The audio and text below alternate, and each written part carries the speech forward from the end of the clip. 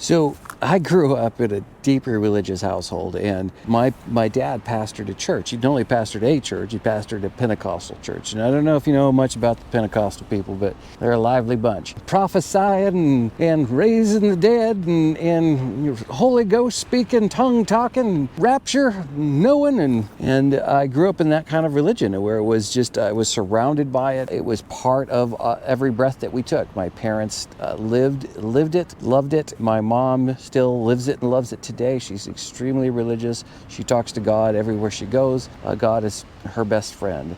My dad passed away a couple of years ago. All the way up into the end of his life, God was everything, because their job was to go out in the world and get those sinners and get them saved and get their butts to heaven. My dad used to say he'd rather see cigarettes in the church parking lot than down at the bar down the street. So, but that said, I grew up in this family. My extended family, everybody around me was religious. I went to religious schools. God was something as real to me as a tree was. I never thought that God didn't exist, or I never even really questioned the idea of God, because that's just what I knew. It really wasn't until I got a little bit older in my teens, and between 11 and 12, it came to a point where when I was growing up, I would get in trouble the minute school was out, summer would kick off, and I would immediately be grounded because I, did something wrong, and I brought shame across our family name and across my dad as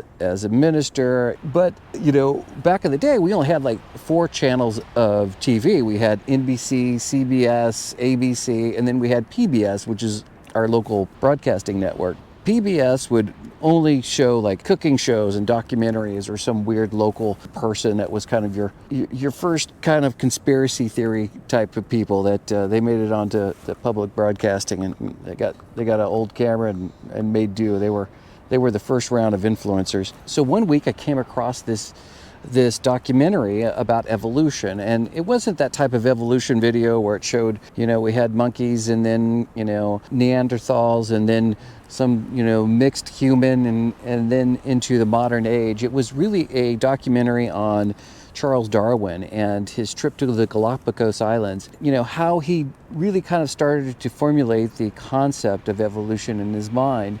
And what they covered in that video was these finches, which were kind of identical to finches that were on the mainland of Europe, were different. The only thing that really made them different was their beak. Their beak was stronger, it was more dense, and it could crush these larger seeds, these very dense seeds that were on the islands. What he figured out was either these finches somehow stored away on ships, or were somehow caught up in a storm and then placed on these islands, and then natural selection, formed and picked the birds that could actually open the seeds and eat the fruit of the nature there. So as these birds, developed, and the ones that had bigger, better beaks, were able to mate because they were able to feed and take care of their families, and obviously that was their gene pool that spread and then developed out into the whole Galapagos Islands. I don't know why that left such an impression on me, but it really got me thinking about how the natural world worked. I started to kind of not necessarily question God or question faith or question religion. I just started to understand that there's more to this world than what I thought. And as I, became a teenager, and some of this is a little bit of rebellious teenager, I started to grow and started to ask more and more questions. And the problem that I got from religion, and I think this is a problem with religion today, and it's something that they should take on. They should make a more of an effort to not essentially do this in the terms of how they respond to their congregation, to people, especially young minds. Essentially what I got was, you know what, man, everything that you need to know is in the Bible. Read the book, and God will explain the creation story to you. He'll tell you where it all began. He'll explain how the world works. You'll be shown through the Bible and through God's word and through your faith, you'll come to have a broader understanding of how the universe became. But all of a sudden now I started to understand that some things are just a construct. It's something that you're holding in your mind. It's a belief structure in which you're invested in. It's not tangible. I can't prove that God exists. So I believe in it. I'm as much as I believe in the Constitution. It's something that exists as a set of rules and a set of values and a set of beliefs. Everything around that system is, you have God and you have the Bible and you have the teachers and you have the beliefs, and essentially it's like having the warden and prisoners and guards, and that's the only people you could discuss this with. You could only discuss it within this system, and they're the ones that are going to explain the universe to you. And the reason I didn't like that was not necessarily because I discovered evolution, it's because I'm a very curious person. It was the curiosity that really started to, destroy my faith in religion. Because if I'm told you have to believe in the Word and the Word is God and nothing else goes outside of that, that removes me from having a broader understanding of the universe, about how the world works around me. Nature and our galaxies and our stars and everything came about, and how things materialized over time and how they changed and how they evolved. If I can't be curious about those things, if I can't try to understand those things, it limits me. It removes my ability to learn, to gain wisdom, to gain knowledge. So today, when I think about God and I think about the Bible and I think about these things that I was raised in, I know now that they are beliefs, and it takes faith. Faith is the thing that you cannot see. There's something very beautiful about that. Love with your spouse is faith. When somebody says that you're the only one for them, that you're taking on that belief of that's a belief structure. That's faith that you have to do it. And commonly, you find out lots of times that's not true. I know many people in many relationships, including mine, that is true. That is the thing that binds you together. But I'm also someone who will look at science and look at, the understanding and how human beings developed and how we've constructed things in which we try to use to understand the universe. And I've said it many times that religion essentially was the first science. It was human beings going out and looking at the universe and seeing things they can't understand or can't explain. So they created hypotheses of gods and demons and these structures that, as they looked up to the stars, to try to explain it all. And as our tools in our minds got better and we started to have better ways of diving in and digging into those kind of mysteries, we developed more of an understanding of how they came, how they developed, and what they're made of. And today we no longer believe in that. And I think that's the big switch. There's a point in which religion was seeking truth and it was seeking knowledge, and then it became orthodox. All things are heterodox before they become orthodox. And today it's just orthodox. This is what you believe. This is what you need to believe. And I'm someone who's certainly willing to accept that there's a possibility of a creator in the universe. As much as I'm willing to accept the universe just somehow developed and we don't know what kicked it off and how it started. Each one of those is a form of faith, because they're things that we cannot prove. In time, maybe we will be able to prove, and that will certainly change my definition of my belief, or how I believed. Whether or not God was something that we have developed in our minds in order to help rationalize the world in which we live in, whether or not that I was just raised in this thing, and so this concept of me speaking to a spiritual being is just something that was just culturally created for me. I will say the reason I still do it, regardless of whether or not I believe in God or don't, is because it makes me a better person. I am a better person because I pray. I'm a better person because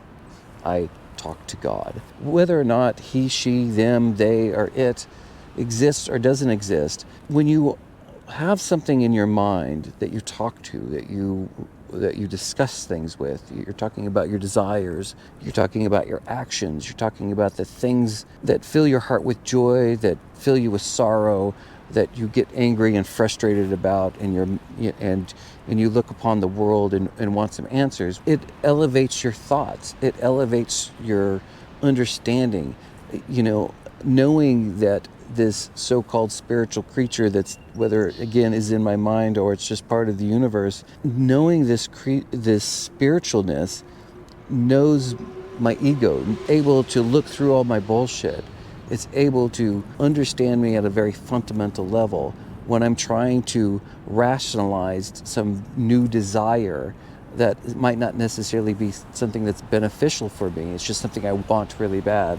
Having that discussion with this mythological being is so useful. And again, like I said, it makes me better because I have to explain it not only to him but to myself. I have to say these desires are just because of these reasons. When I get on my knees and I kneel to God and I'm praying for my loved ones and my family and my friends, and when I'm praying for my enemies and the people who despise me and who hate me, and when I do that, I have to, first consider what people are going through. Praying for someone who is going through a hard time, you have to empathize with that. When somebody is feeling happy and their lives are, succeeding, and you're celebrating their success, you have to think about how they got there and what are they doing and what is making their life so wonderful and great in this moment. Also, when somebody hates you and they despise you, you have to consider why that is. Like, why do they hate me? Why do they despise me? I might be right. I might have done something that's very, unjust, or something that essentially has hurt someone deeply. Going through those motions of prayer is fundamental to understanding not only the world around you but yourself, and understanding how you think and what you have done and how you have acted. And that's why I feel like we're always left with a choice when we talk about whether there is a God or isn't a God, whether we should believe in something divine or something that is we are just a product of the earth and this evolution of nature. The reason I still choose to discuss things with my perception of God is because at the end of the day, I could be wrong. If I choose that God doesn't exist and this was just something made up in our culture, and it's just something that we socially constructed in which to try to understand the universe at a very basic level, and it just got kind of out of control and it became this indoctrinated thing across our society. At the end of the day, it does me no harm to believe in God. I don't feel like I'm foolish because of it. Having that being that I have to go to and say, this is why I did what I did, it keeps me humble. It makes me have to articulate my desires, my wants, and my needs. And a lot of times when you articulate them, you start to understand that you're kind of a selfish prick. and you kind of have this giant ego, and you kind of are missing the point of life. You start to want things because you think that people will like you more because of those things, or your life will be better because you have them. Instead of looking at life as this adventure, this journey, you have this opportunity to live.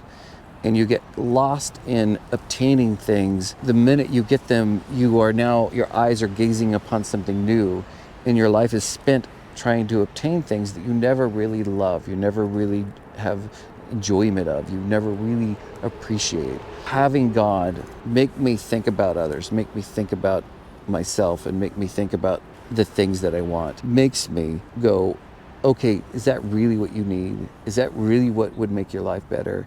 Is that really what's going to fill your heart with joy? Is that really what life is all about?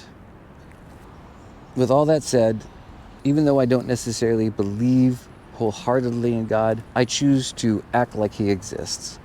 I choose to talk to the big G. So, with all that said, I would love to hear what your guys' thoughts are. I would love to understand how you have accepted faith, or maybe you're somebody who's turned away from religion completely. Maybe you think that all of this is just some made up crap, or maybe you're someone who talks to God as well and knows God and the divine on a very personal level. So would love to hear about it, love to get your comments. And yeah, again, please like and subscribe and hit that notification bell. We're going to do more and more of these types of videos. So thanks again for watching. I hope you guys have a wonderful week, and I'll see you later. I got to show you guys one last thing, just how beautiful the north coast of California is. Here we go, and there is the ocean.